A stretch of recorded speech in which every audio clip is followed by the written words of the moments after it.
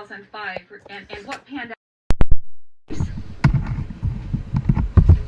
Through the chair, this is Dr. Zink. They were unmuting me, and I couldn't hear what specific thing you were asking me at the beginning. Can you please repeat your question? First of all, the mRNA, is it a new type of vaccine? Yes or no? So we can start there. Senator Reinbolt, through the chair, the mRNA vaccine, this one to COVID-19 is new, but this platform is not new and has been under investigation and been used for approximately 15 years. Through the chair. So basically what I'm asking you, can you please discuss the studies with the mRNA vaccine in the past for SARS-1 and what happened with those studies, those experimental, the animals that were in the study? So, Senator Reinbolt, through the chair, we have vaccinologists as well as immunologists on our team. I would be happy to provide additional information with you on that, but I am not an immunologist or vaccinologist. I am aware of those studies, but I don't have them at my fingertips right now and would like to provide that to you in writing. Through the chair, can you just, you know what happened in those studies, can you just state it on the record what happened with those studies? If you don't, I will. Senator Reinbolt, that will be provided as from Dr. Zink, she said in writing. Okay. So I'd like your synopsis of what happened in those studies in 2002 and 2005. Well, can tell you that those studies were stopped because the animals were dying. So I think it's very, very important. I think you know, and I think I am not an anti-vaxxer, but I'm concerned about this new type of vaccine that is out there, that they are only strictly under emergency use authorization. So I have the constitutional responsibility to help, as all of us senators do, for the health and public health of the Alaskans. And that's where my heart is. I want everybody to know. So yes or no, Dr. Zink, are you requiring informed consent as required by emergency use authorization for each and every vaccination, this brand new mRNA vaccination that's still, in my opinion, under trial? And I read till 2 in the morning last night about the Pfizer. Yes or no, are you requiring informed consent each and every time one of these quote-unquote vaccines is administered? Senator Reinbolt, through the chair, everyone who's been administering vaccine is getting informed consent prior to administering the vaccine. Mr. Chair, could I get an at ease? Yes, at ease. Thank you.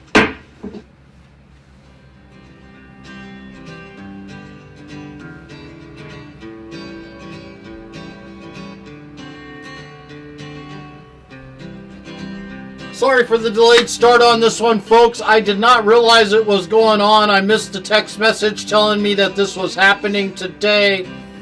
Don't forget to like and share. Facebook squeals on you. If you don't, I will increase the size of what... The V-Safe system. The VERA system takes reports in that are required from clinicians, but patients can put in reports as well. The CDC and the FDA go through those reports and then contact the state if there are any concerns about adverse reactions and or deaths. To date, the state has received 2 cases where there's concern about adverse reaction, both anaphylactic type reactions that we've reviewed in combination with the CDC and have talked about publicly. There are many other reports within VAERS, but they have not found those to be causative, or they're continuing to be under investigation. And to date, there are no deaths associated with the COVID-19 vaccines, Moderna or Pfizer, in the United States. Last question. Wow, that is amazing, because I'm certainly following COVID reactions online, and I'm also following VAERS, and I tell you, I think that's definitely contradicts things that I've definitely been following online, and I also have a physician that's looking into the VAERS data right now, so I would like the opportunity to bring him before the committee. What is your ultimate goal in regards to the vaccinations?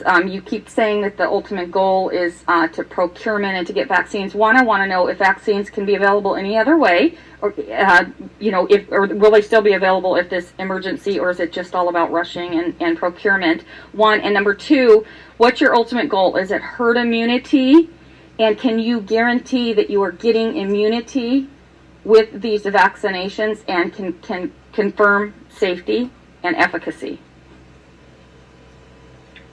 Senator Reinbolt, through the chair, again, this is Dr. Ann Zink. We have looked through the data, and these vaccines have gone through all of the normal safety protocols that are happening for any vaccine, safety phase 1, phase 2, and phase 3 clinical trials. We continue to work closely with the FDA and CDC to monitor these.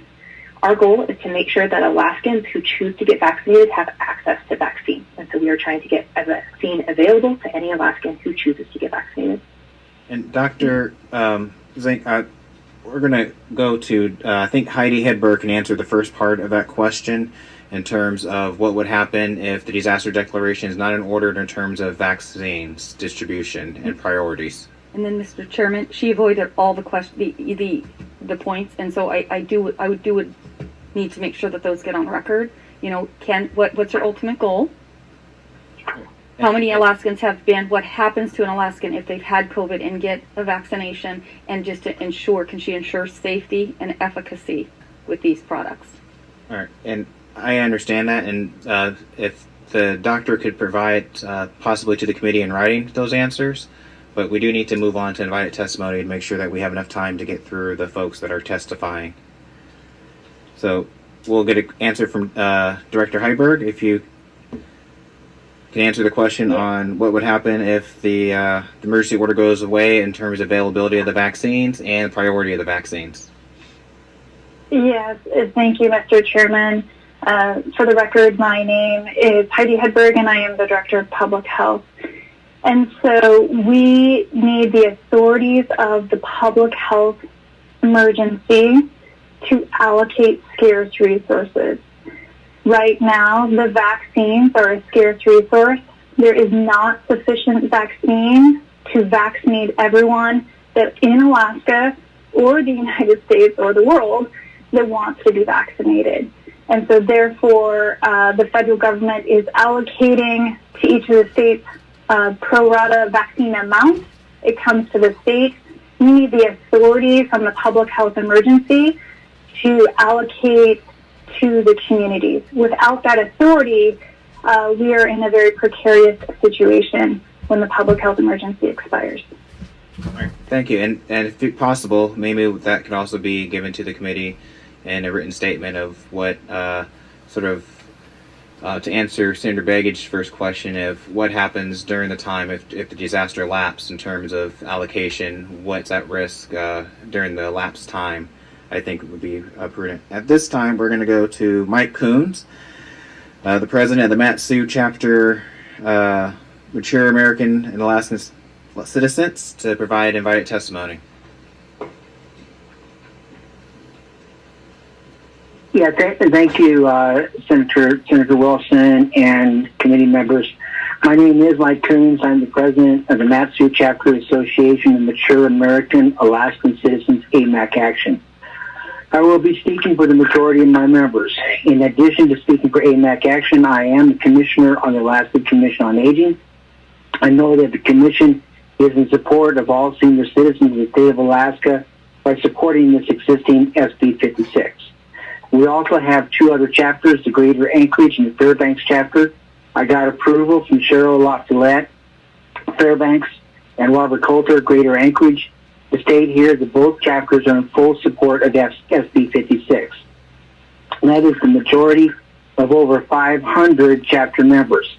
Also statewide, AMAC has over 7,800 concerned and strong mature citizens in the state, not to mention 2.3 million strong nationwide.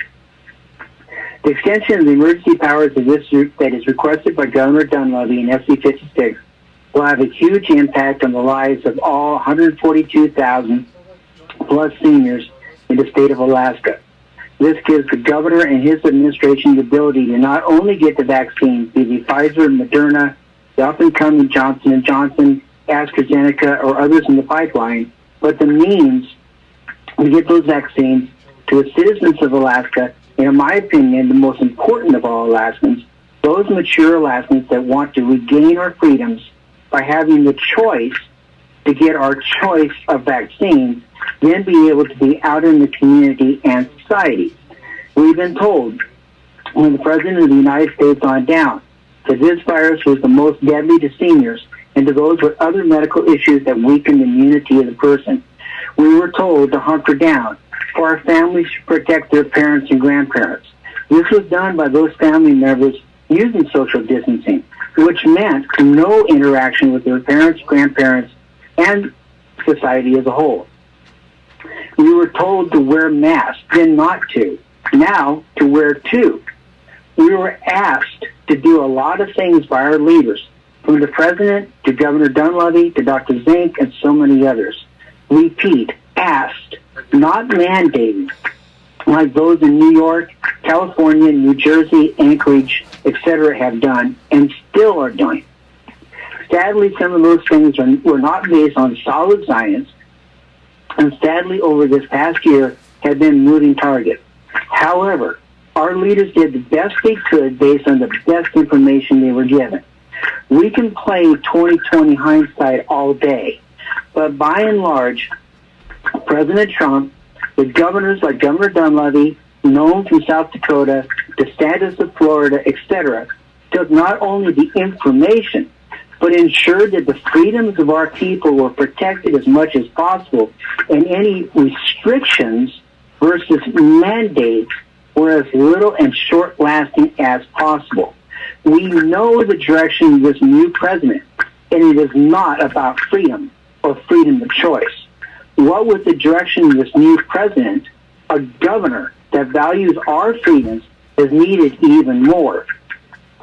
Look at what SB56 does. It continues reducing the procurement time for the much-needed logistical items to get the vaccine out. The ability to have mass vaccinations throughout the state, such as the most recent in Anchorage and Palmer, would not have been possible. Without it, it is even questionable if we can continue getting the vaccine from the federal government, much less in the quantities needed versus getting the vaccine from the federal government, much for those in the lower 48 that would get the vaccines over our citizens. We cannot forget that the ability to get the therapeutics would be gravely impacted. Look at the lower 48. The media reports that several states like California and New York don't have enough beds. What is not being reported is that this is because they do not get out the much-needed therapeutics to those hospitals. The state of Alaska does. Therapeutics are one of the major reasons we have such low death rates and short-term hospitalizations. One of the major ones has had a huge impact on especially seniors not being admitted to the hospital, remdesivir, which is being used in a way that people, once they are positive with the virus, can get an infusion and not need a hospital bed. In answer to Senator Reinbold on hydroxychloroquine, never heard of the other drug that she talked about, that has been available to my doctor since day one and is being used by doctors and patients that want it. I've talked to my doctor about that. He can get it with no problem. Mr. Kuntz, if you could wrap up your comments. Capability and more, I'm almost done, sir. Okay. All that capability and more will be lost if SB56 is not passed. Not to mention the rules and regulations that have been suspended in so many cases we now see that we are not needed. Senator Reinbold was chair of the committee to review rules and regulations and repeal them. If she had the knowledge that we now have as to the wastefulness of those rules, she could have had a greater impact on all our freedoms years ago. The time frame of this... We try not to have enough decorum to talk to members directly in that manner. Just want to... I'm sorry. I didn't realize that I was answering the question. The time frame of this bill is so that if unforeseen things come up, that the governor has the ability to use the tools to ensure that we are protected without denying freedoms. As we all hope and expect, the vaccine, the therapeutics, the number of those already infected and now well, will drive the herd immunity levels to that 70% goal, and thus the governor may very well have the ability to end these emergency powers far sooner than September. This is not a means of denying our liberties and freedoms. Far from it. It is a reasoned approach to work a problem with the least impact on our freedoms, liberties, our economy, and our very mental health as Alaskans. Alaska need not be like the lower 48, or sadly even like Anchorage, to rid ourselves of this virus. Alaska, all of Alaska can show the lower 48 and the world that we have the means and the determination to do this right. Please vote yes on SB56. Thank you. And I'll take any questions you want to ask me, please. Due to our time constraints, we're going to not take questions from our invited testifiers today. Mr. Chairman, can I Yes. clarify some things you put on the record about me? We'll do that. I just think out of defense of myself, because Just take an Addy, sir. he came directly at me.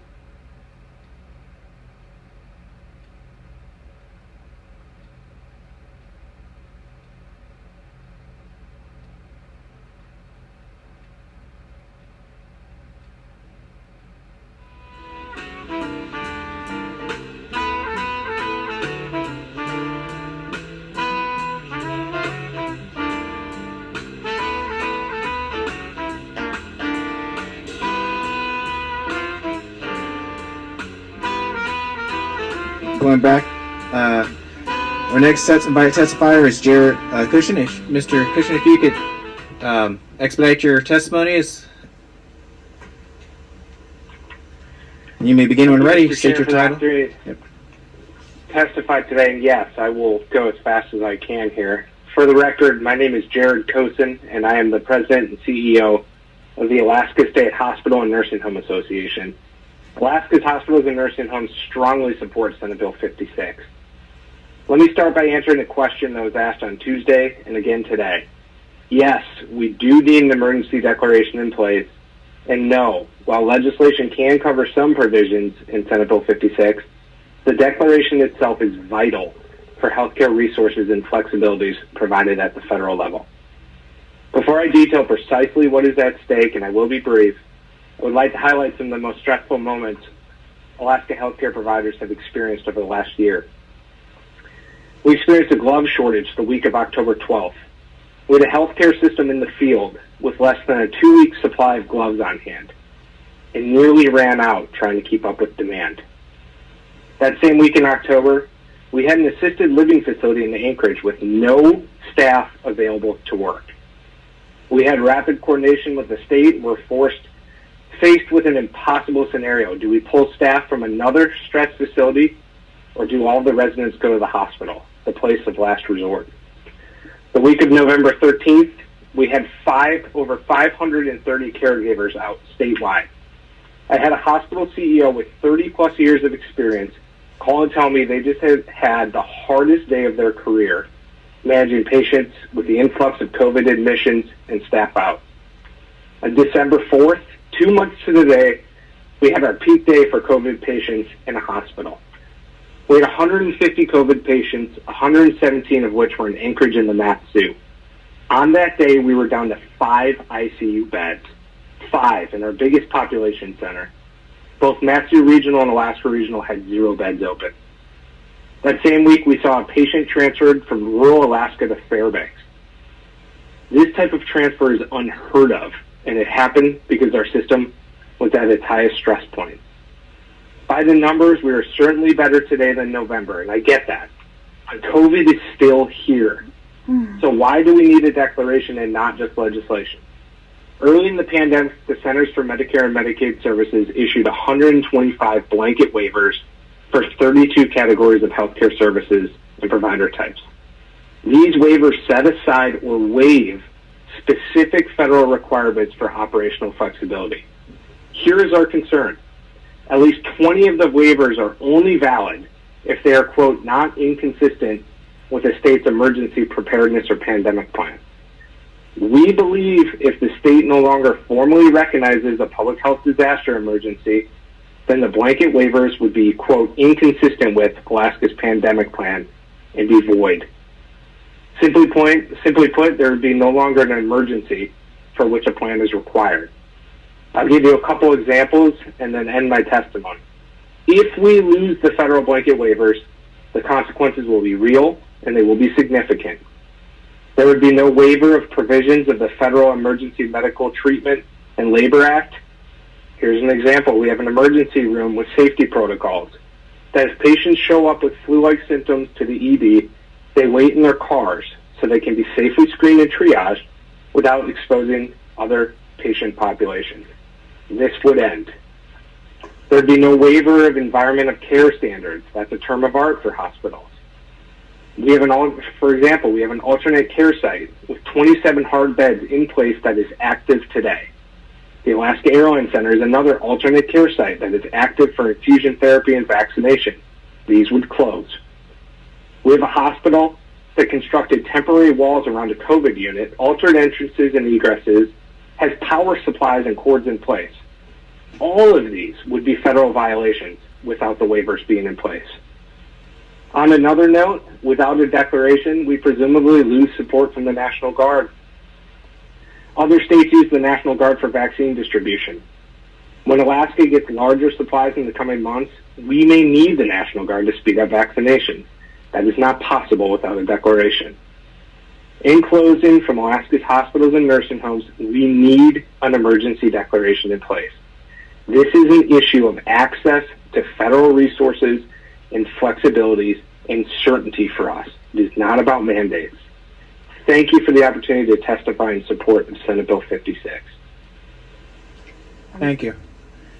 Our next person to testify is Michael Bailey, Deputy Executive Director of Hope Community Colleges.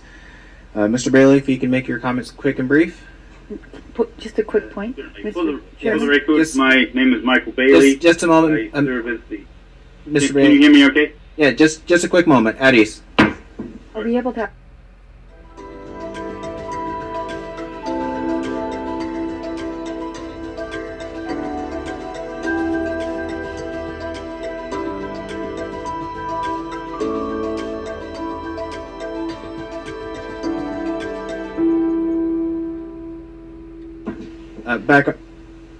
Back on the record. Mr. Bailey, please continue. Certainly. Thank you, Mr. Chair. For the record, my name is Michael Bailey. I currently serve as the Deputy Executive of Hope Community Resources and also serve on the board of the Alaska Association on Developmental Disabilities, which represents home and community-based providers serving vulnerable Alaskans. We all hope that the pandemic would be over by now, but it's not. And I want to go on record as appreciating the guidance and leadership of the Department of Health and Social Services, so Alaska has fared better than most other states in the country. Also, thanks to Governor Dunleavy for listening to DHSS and leveraging his emergency declaration powers only to the extent necessary to respond to the measures that Director Heidberg described earlier in flattening the curve, allowing local community leaders to determine the mitigation measures to be customized to their demographics and to maintain some hospital capacity, even though it got very, very low. As we, as home and community-based providers, went into this pandemic a year ago, we were braced for 40% mortality rates that had been seen in the lower 48 and worked closely with the hospital associations and the state to assure that our frontline workers were considered key and essential to mitigating the more devastating effects that could have been expected in Alaska.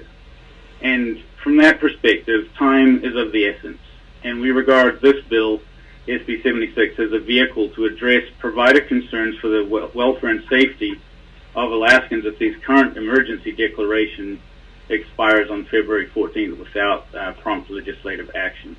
Even though vaccination efforts have begun and Alaska leads the nation in per capita vaccinations, it's essential that this momentum is perpetuated into and throughout the summer months to regenerate seasonal economic activities. Currently, Hope has got about 25% of its employees vaccinated with more clinics planned, and we need to keep that momentum. I also want to mention that my prior employment was with Trident Seafoods and worked in Acatan for many years, and that currently, as you've seen in the news, has 20% of its workforce offline, and we haven't even started the summer season. It also represents a risk to the local villagers, many of whom I know, and just concern for the economics of the state as well, and I believe that this bill will help serve both. Service providers who are already facing workforce shortages have also endured an additional disruption of their workforce availability, up to 15% at any time can be quarantined, put on off work while they wait for test results so that they're not introducing risk. At Hope, we've got a count of over 1,600 employees and recipients who have been quarantined in the past year, many of them repeated times, just to bring about some safety measures.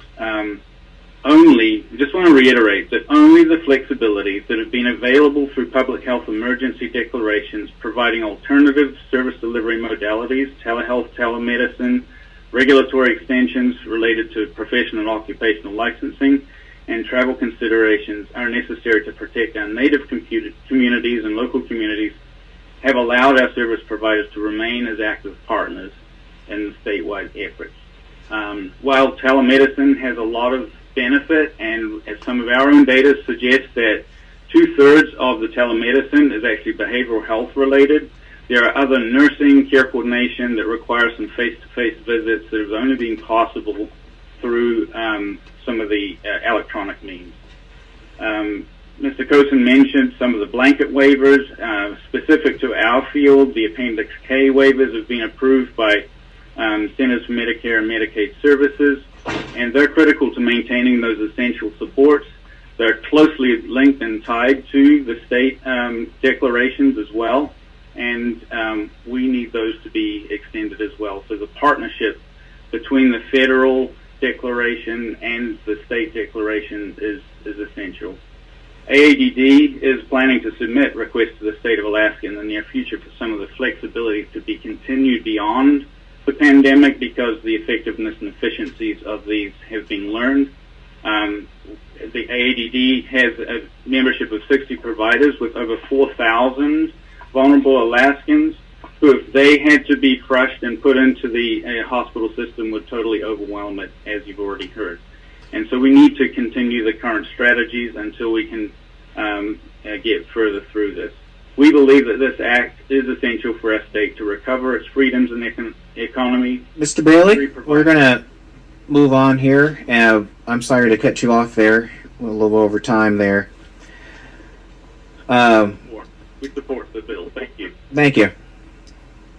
And I know a lot of folks I see online have already submitted written comments as well. So if you just want to refer to those in your packets, we have those, the committee members have those comments, but we're going to go ahead and open up public testimony. We're going to allow 2 minutes for each presenter. First, we have Mr. Niels Andreasen from Alaska Municipal League. If everyone can state their name and affiliation, and you may begin when ready. Hi, thank you. For the record, this is Niels Andreasen. I'm the Executive Director of the Alaska Municipal League, representing 165 cities and boroughs across Alaska, cities and boroughs that have played a fundamental role in supporting the state throughout this disaster response, both on the public health emergency side and the economic crisis. And we're in full support of extending the disaster declaration. And essential to this is the implementation of the Alaska Disaster Act, which provides all the necessary statutory language to address the concerns that have been raised by so many. I want to focus just on a few things that we lose or that we're concerned about losing within this process. First, we may lose dozens of local declarations for those whose emergency ordinances were linked to the states, and either they expire completely or that they need to be amended. And that's roughly 2/3 of all local governments who implemented or adopted emergency ordinances. We lose the state's ability to waive procurement regs, again, which is allowed under current statutory guidance within the Disaster Act. We lose the state's ability to send strike teams out to many of our members, to high-risk communities where there are dangerous spikes that have been occurring within the pandemic, and for those communities that don't have public health powers or capacity to respond. We lose the state's ability to organize mass vaccination clinics, like we've seen organized just recently across the state. We lose the non-congregate sheltering contracts to some extent that need to be then applied through and worked out with the department, and that will affect a number of our members. We lose the preemption of local government authority, and there's potentially an ad hoc approach to travel restrictions or to establishment of new critical infrastructure guidelines. We lose the ability for the state to establish vaccination delivery tiers in an open process that may leave out our most vulnerable. If you could wrap up your comments, your time is over. Thank you. Thank you. Next, we have Lisa Morey on the Alaska Commission on Aging. You may begin your testimony when you're ready.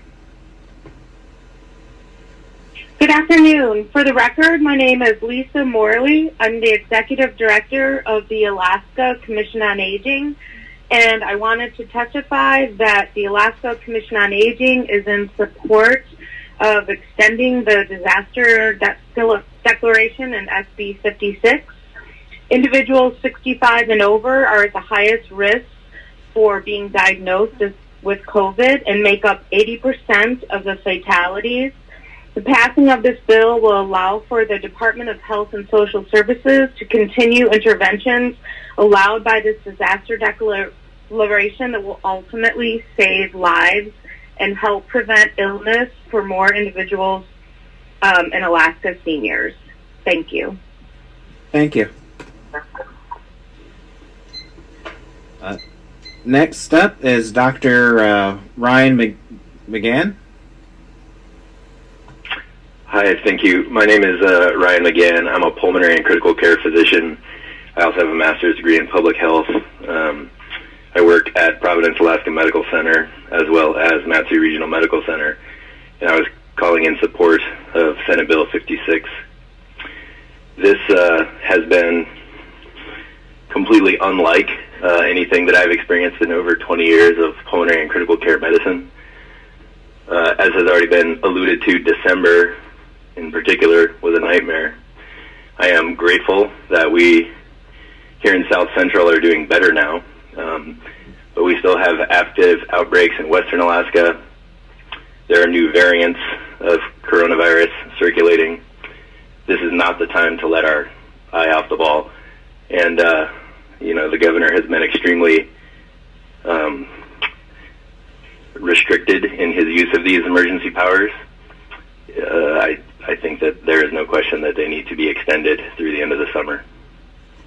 Thank you. Thank you. Next, we have Abner Hogue. Good afternoon, Mr. Chair, members of the committee. My name is Abner Hogue. I'm here today in my capacity as the Emergency Manager and Incident Commander for COVID response for the City of Ketchikan and the Ketchikan Gateway Borough. In addition, I'm the current president of the Alaska Fire Chiefs Association. I serve on the State Emergency Response Committee. I'm a co-chair on the Local Emergency Planning Committee Association, and until my term expired in November of 2020, I served 8 years as a member and previous chair of the Alaska Council on Emergency Medical Services. I'm calling to express my support for Senate Bill 56, extending the governor's declaration of disaster emergency.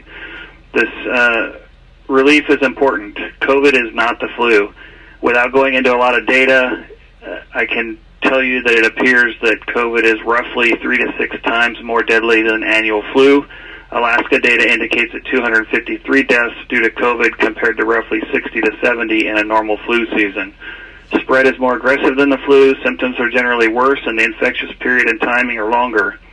This has caused huge stress on our healthcare system and supply chain, and the outstanding work of DHS and EM and DHSS and the resources provided as a result of this and previous disaster declarations issued by the governor have provided significant support for local governments.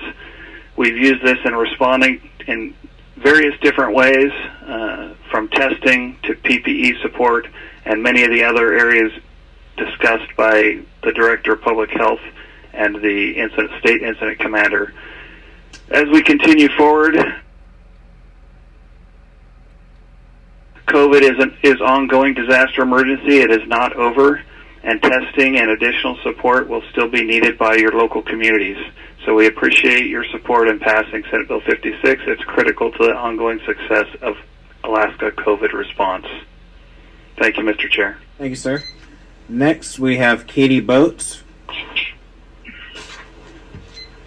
Katie, may begin your testimony when you're ready.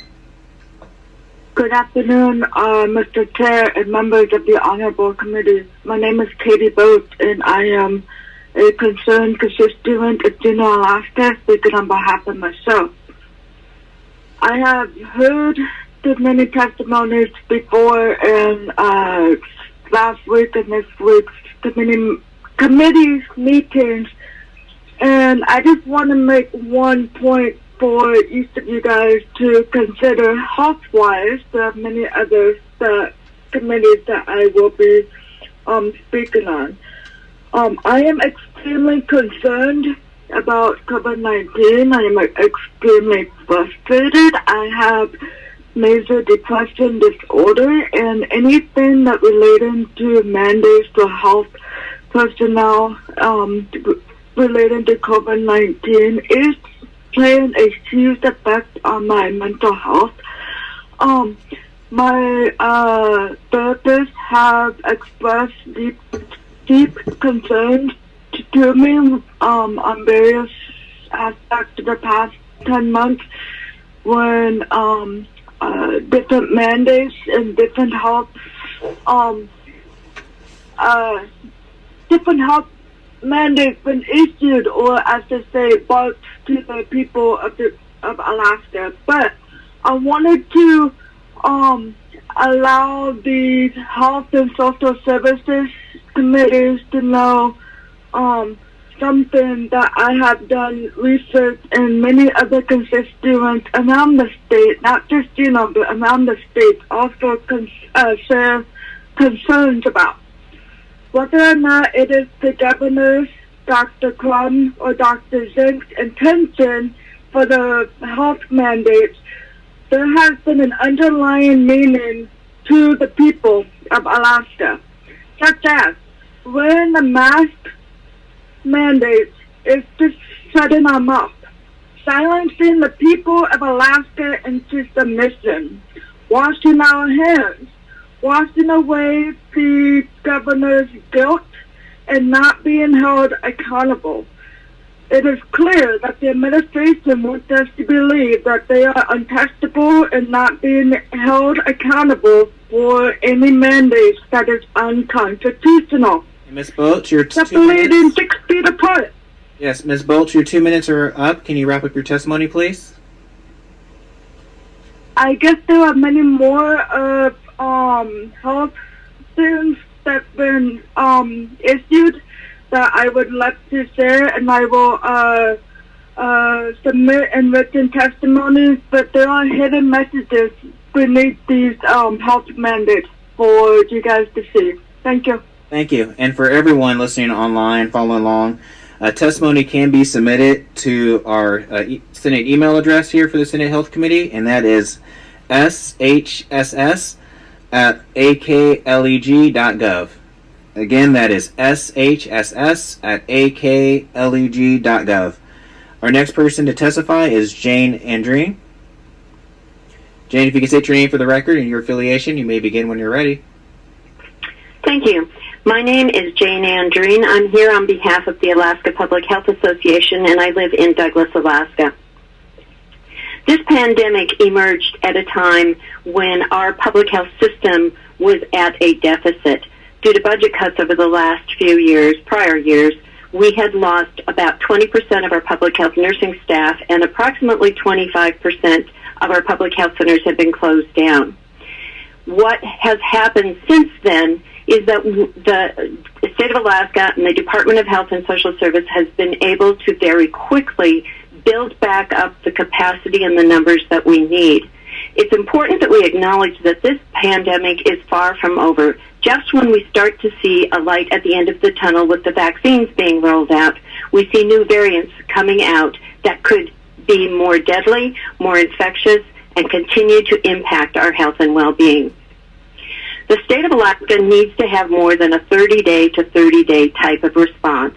We have done well with the statewide travel restrictions, but a piecemeal approach is going to impact the effectiveness and the comprehensive approach that Alaska is going to be able to take. In case you can't tell, the Alaska Public Health Association does support Senate Bill 56.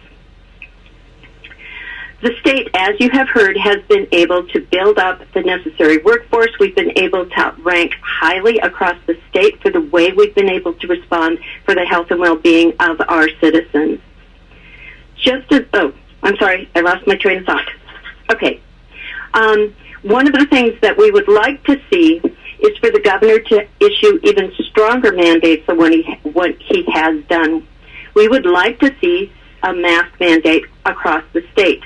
But since that has not happened, we have strong support and commend the Department of Health and Social Services for the excellent support and guidance that they have given to communities who have then been able to act in the best interests of their residents. I would like to see Senate Bill 56 passed and for continued support for Alaska's response to the COVID-19. Thank you. Thank you. Next, we have Renee Boner. All right, Renee. Thank you. Thank you. Thank you. Can you hear me? Yes. Hello? Yes, we can. You may begin when you're ready. Oh, thank you. Members of the committee, thank you for this opportunity to provide testimony in support of this crucial bill to extend the state's public health disaster emergency. For the record, my name is Renee Berner. I'm the president and CEO of the Alaska Native Health Board. ANHB is the statewide voice servicing 229 federally recognized tribes for the Alaska tribal health system, a true system of care that is essential to Alaska's public health system. Alaska Natives are overrepresented in Alaska's hospitalization and death rates due to COVID-19. We make up 27.1% of all hospitalizations and 38.1% of all COVID-related deaths. That's more than a quarter of all Alaska hospitalizations and more than a third of all deaths.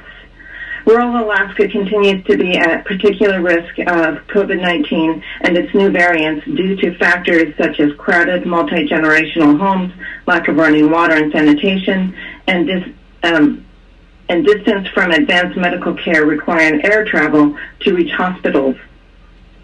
The public health emergency has been critical in our response as we strive to protect our communities. Since the start of the public health emergency, we have seen a 303% increase of telehealth-related Medicaid services statewide, keeping providers and patients safe. The vast majority of this has been delivered through the Alaska Tribal Health System. What the public health emergency allows is that the PHC allows for rapid procurement and hiring for the response, essential elements when it comes to Alaska's vaccine distribution plan, and enabling us to set up POD mass vaccine clinics quickly and to put shots in arms. It provides flexibility in the delivery of health care through means such as telehealth that keeps our patients and providers safe, and maximizing the workforce in Alaska through expedited and courtesy licensing, especially in fields where we are shorthanded and with health care providers, and other regulatory flexibilities that are triggered by disaster emergency declaration, allowing providers to respond efficiently to the pandemic and other health care needs, which do not end because there is a pandemic. Finally, only under the disaster provisions in Alaska Statute 2623-020 G, subsection 10, can the governor allocate or redistribute food, water, fuel, clothing, medicine, or supplies, which includes the scarce vaccine allocations and therapeutics being used to treat COVID-19. We're going to move on to our next person here to testify. Our next person is Amber Glasser. Hi, thank you so much. My name is Amber Glasser, and I just want to urge a no vote. I've been a longtime resident of Anchorage. I'm in District 18I. And the sooner the state is not in an emergency, the sooner Anchorage will be out of their state of emergency. You know, I've been in the hospitality industry for 22 years, and I started at Lucky Wishbone, and I've been at Simon & Seaforth's for the last 12 years. I'm currently furloughed because of this pandemic. And so many of my friends These are small business owners, restaurant owners, servers, bartenders, bussers, dishwashers, chefs, hotel workers, the local breweries, and so many others. We're all really struggling. We might have money in our bank account, and we might have a roof over our head, but for how long? I don't want to speak for everyone, but I know that a lot of people just want the right to choose and want the right to be open all the way, with masks being encouraged, not forced. I don't want to take up too much time, but I do want to mention Sarah Price. She is an Eagle River High School student, and I just want to applaud her. I would like to echo what she has been saying for months.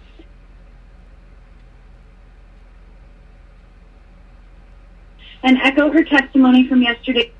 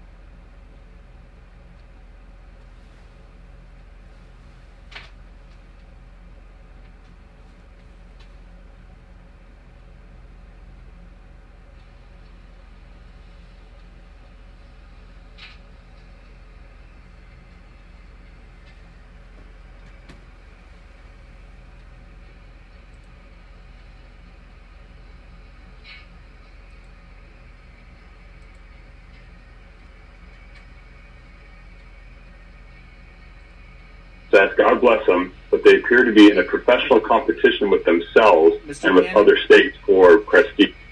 If you could wrap up your comments, your time has ended. Last word, a massive gap is growing between the governed and the government here in Alaska. It's just time to put these orders back in the drawer, resume democracy. Thank you very much. Thank you, sir.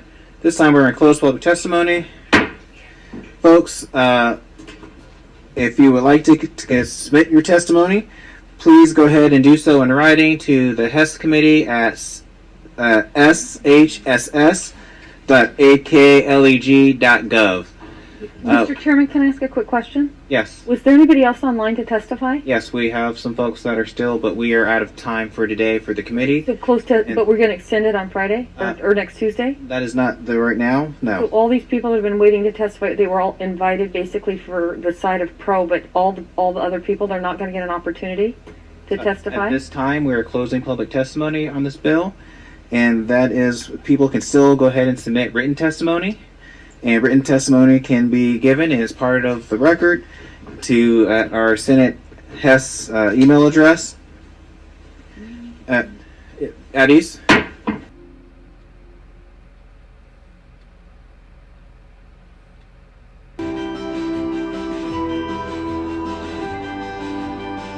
Amendments for this bill until close of business Monday, February 8th is our new time frame for amendments. Please get those into Ledge Legal. To do that, and closing comments. Senator Reinbold. In regards to what? I thought you may have said that you had closing comments. Well, one, you're doing mixed messages. I had lots of closing comments in regards to what, Mike Coons or whatever. You've had an opportunity that we let open for closing comments to make comments that you stated that you wanted to make. At 3:05, I think I'll pass. I asked to make them at the appropriate time. This is not the appropriate time to rebut and ask questions to a testifier. So I'll pass at this time. So at this time, if you have questions that you had for invited testimony, please get those to our office. Remember, the invited testimony is not required to respond to questions if they deem not to. So please let us know. Are there any other closing comments? Senator Begich. Thank you, Mr. Chairman. I just two things. Number one, I want to reiterate something you said, Senator Reinbold. When the person, and I'll step up next time myself, I'm going to object next time I hear somebody online, whether they're attacking me, you, or anybody else. I think, and thank you for at least stopping the prior testifier. It just isn't acceptable for those kinds of attacks to go forward. Number one. Number two, I want to reiterate what you said earlier. In the past, you've left the committee, you've left the hearing open, and it led to a lot of people expecting to testify. In that particular instance, which was a bill I was concerned about, you closed that testimony to send the message that the testimony was over, saying that you would open it if there was an opportunity. We adjourned at that time. It was toward the end of the session, so there wasn't an opportunity. You've indicated on the record that you intend to open public testimony again, and I think that you've made that clear to the people online and to the folks here in the committee, so let's be sure to enforce that and make it happen, and thank you for doing that.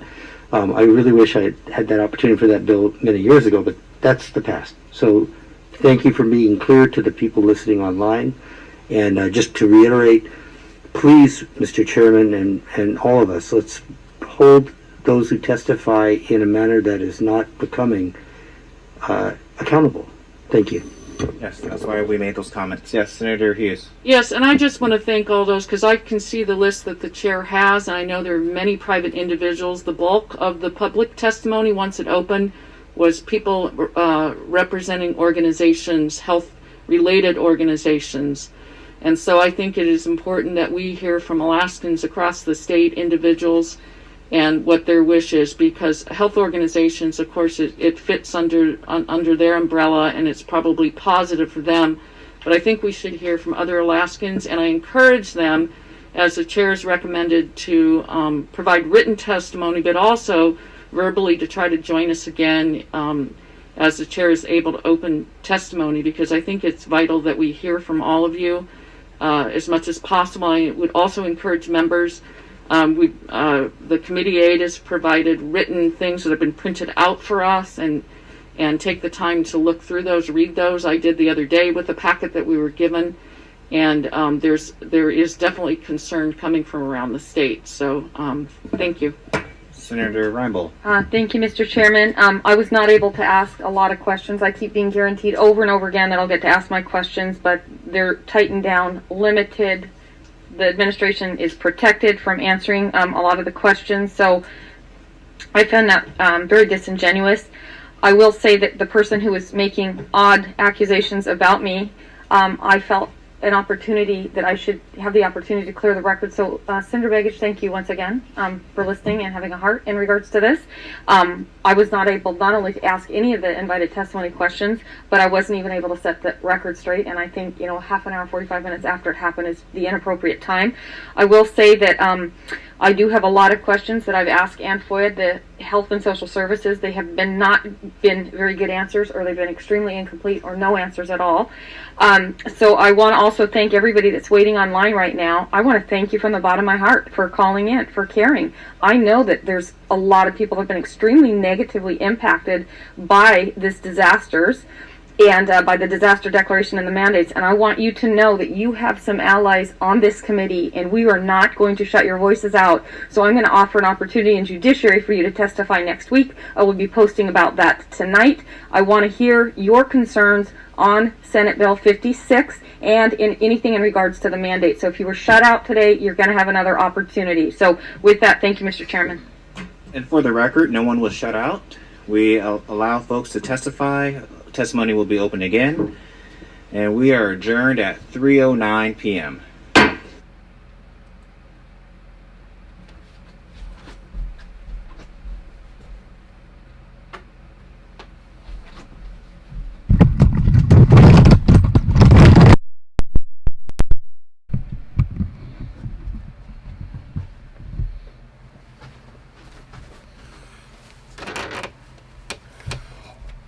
Wow. What a committee hearing that they just had there for SB56, the extension of the emergency declaration for the governor and what we have going on here in the state of Alaska.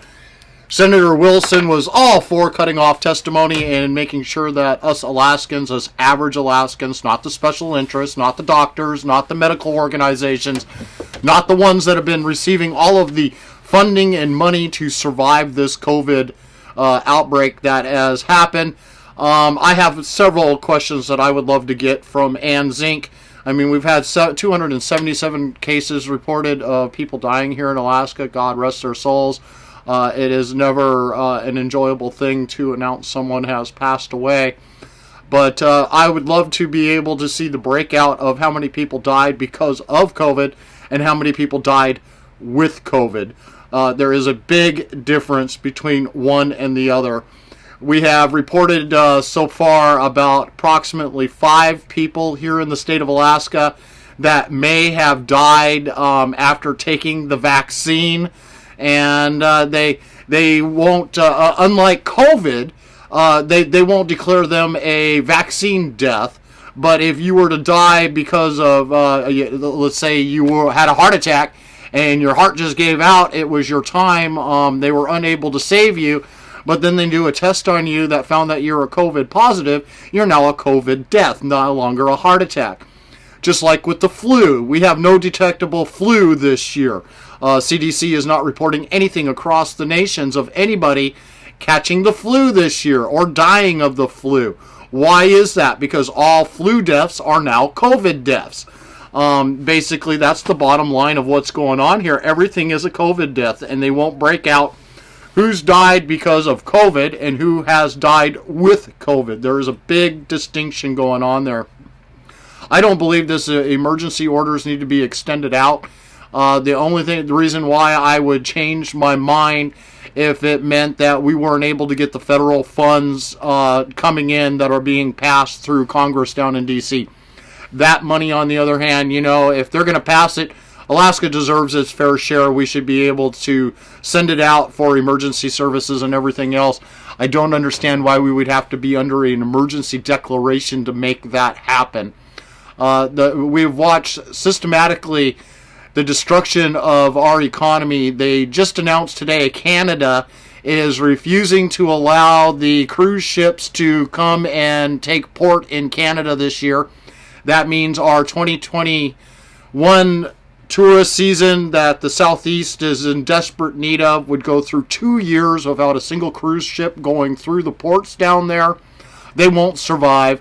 Whoever is still left currently at this point is just eking by, praying to have this summer open back up to have the announcement today that Canada has completely closed down everything for the rest of the year.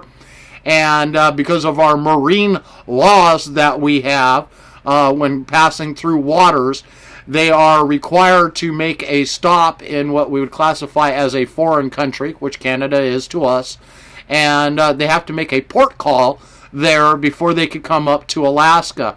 And because of our maritime laws, the cruise ships are no longer, they just can't leave from, say, Seattle and come directly to Alaska and let all those tourists start wandering around down in our southeast corridor and making sure that those people survive this next summer.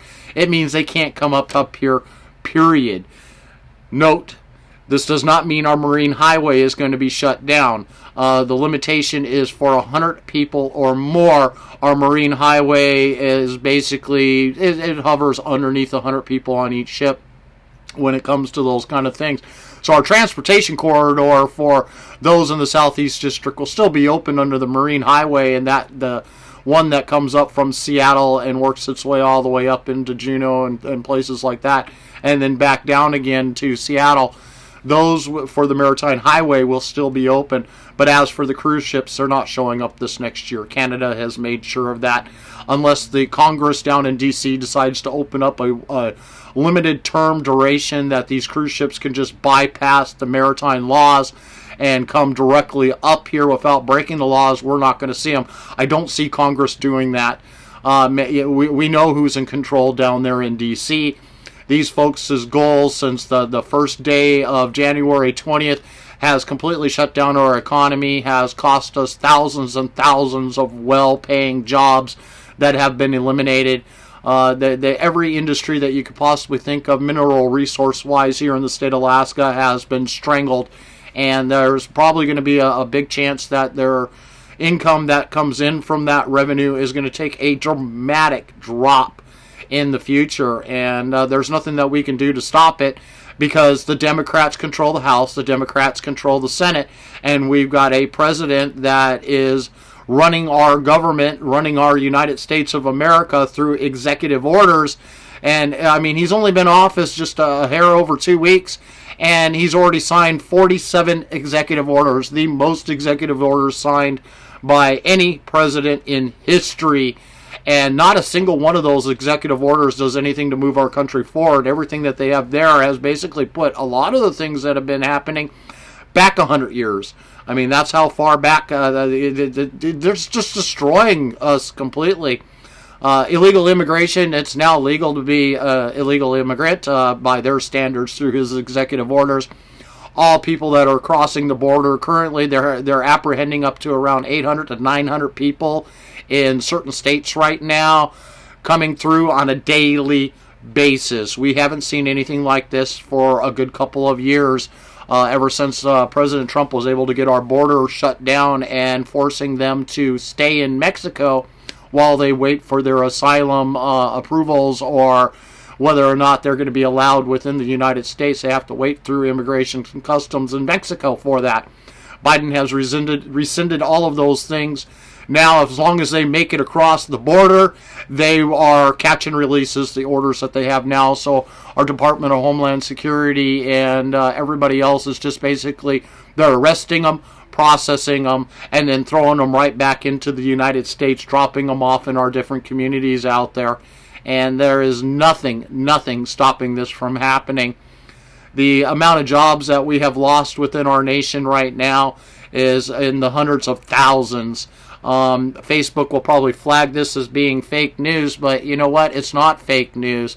Just like our oil industry, we are looking at thousands, tens of thousands of jobs over the long duration that have been lost because of the illegal, I want to call them illegal anyways, the executive orders that Biden has put into place. Keystone Pipeline, over its entire duration, if it was allowed to continue to keep going, would have been 42,000 jobs throughout the entire duration of getting that fully operational and running and making it until the very end, until it was stopped. 42,000 jobs. Facebook calls this fake news. They want to say, oh, only 1,000 or 2,000 jobs have been lost because those are the people that they have let go right now. They don't care about potential jobs. They don't look at those. They don't look at people that are in the industry, just like with our border and the border wall that was being built that has been stopped. They have close to another 20, 30 miles of border wall that has already been pre-manufactured. The ballards and stuff to build those walls is already there. It's already stacked up. It's waiting to be put into place. And this stuff is just going to sit on the ground now and rot.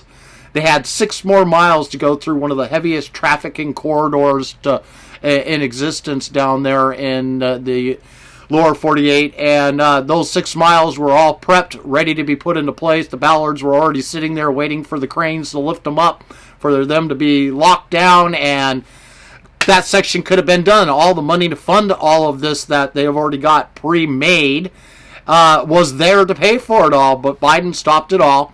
So we got approximately 20, 30 more miles of border wall that could have been built, already been paid for. The materials are already there. The materials are already ready to be put into place, and the money is already there. But thanks to the Democrats and their far left agenda they have in play, this stuff will never happen. That's another tens of thousands of jobs that have been lost.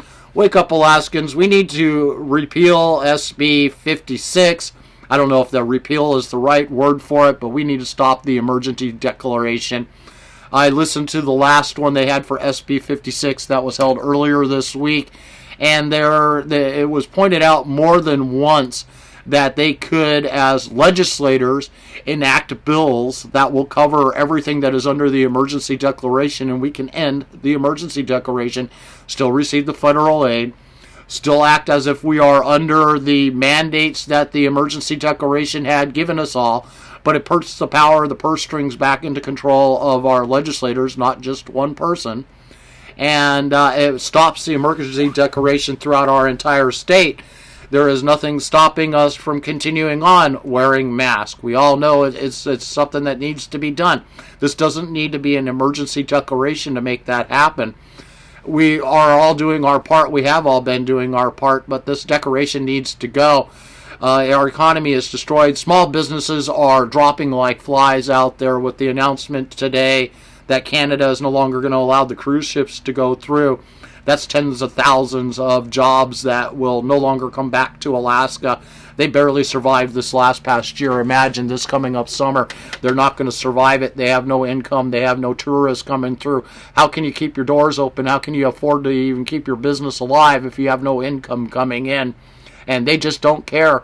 The only people that are profiting off of all of this is people like Cars and Kroger, Fred Meyer's, and things like that. Those places out there are, Walmart's.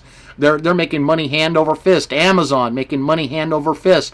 Yet the small businesses that would provide those same services here in Alaska are shut down. They're told they're not allowed to open up. They can't be opened up because it's just not safe.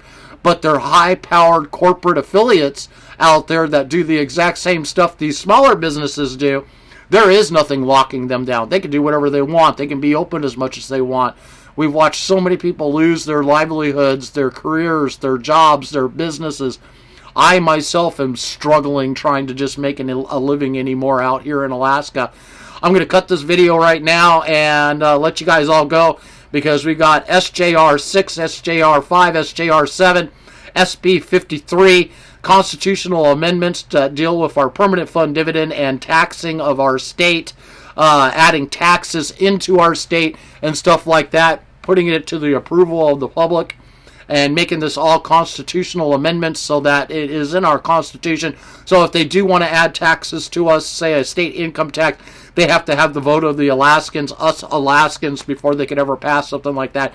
They just can't unilaterally do it on their own without our approval. Very important meeting. Got to make sure we're getting this out there and broadcast it today. Have a great day. Go to my website, Politadick.com. Click that support button. All donations go right back into making sure I expand my level of broadcasting to all of you and the information I'm able to provide, and that I don't have to be working my real job so that I can be able to do this job, making sure Alaskans keep informed about what mainstream media and our legislators don't want you to know.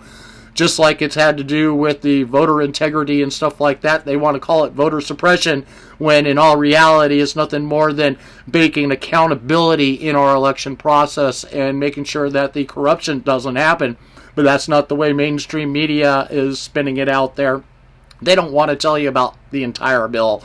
They just want to twist one little portion of it and say it's voter suppression, like clicking whether you're registered to vote on the PFD application. If you want to be registered, you got to click the button and say yes, not automatically be enrolled. They call that voter suppression by that having to click it. The hypocrisy is amazing. Again, go to my website, Politadick.com, click that donate, click that support button, either one, and make a small donation today so I can be here to do this again tomorrow. Have a great afternoon. See you here in a bit.